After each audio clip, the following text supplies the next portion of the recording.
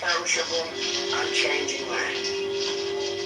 Yet so absurd are the ways of man, and so far have we drifted from essentials, that few of us consciously realize our essential Godhood. So why don't you show it, Grace?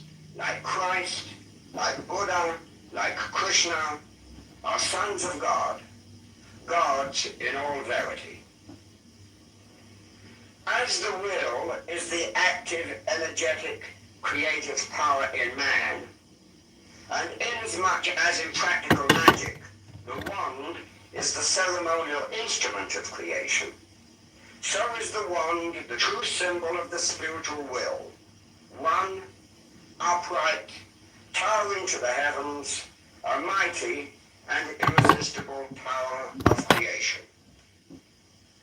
The intuition, being in opposition to will on the tree, is feminine and passive, representing the true spiritual vision of the soul, or imagination.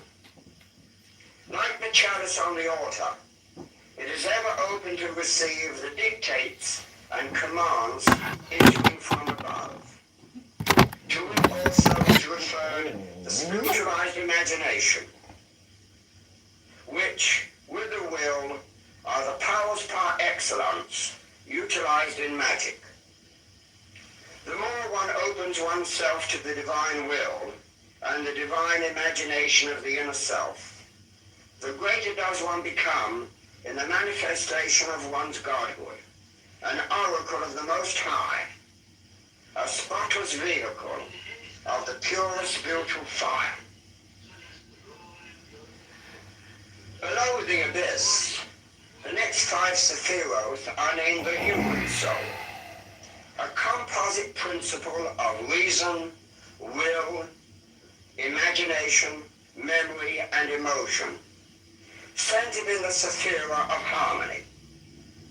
It is this mind which is the evolutionary vehicle of the real self, a mechanism, so to speak, created through long eons of toil and suffering, as a means of acquiring contact with the outside world, so that by means of the experience thus obtained, the self may come to a self-conscious realization of its own divine powers and high nature. It is in this mind that self-consciousness is centered. Although the psychological anomaly is true, that this perceptual mechanism, evolved solely as an instrument, comes to usurp the power of that which gave it birth, setting itself on a pedestal as the ego, as that which has real power, insight, will, and the ability to solve the problems of life. In magic, it is this empirical ego, this lower self, which must be offered up in sacrifice to the higher self. As the concept of sacrifice implies that that which is renounced should be the best and the greatest sacrifice. As much as in practical magic, the wand is the ceremonial instrument of creation. So is the wand the true spiritual realm, is the greatest sacrifice which the student can lay upon the altar as an offering to the Most High. He that loses his life shall fight an irresistible power of creation. Lest there be intuition, being in opposition to will on the tree, and as feminine and passive sacrifice of the ego. Let it be understood clearly that the principle itself is not destroyed. That, of course, is an impossibility in nature.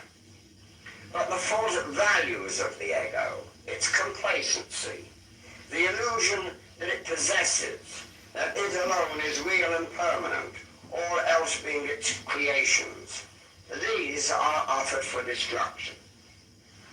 When the smugness and the false egoism in the mind is rooted out, it is an instrument of the soul than which few could be better. The 9th sephira is the foundation of the lower man. It is the Freudian id,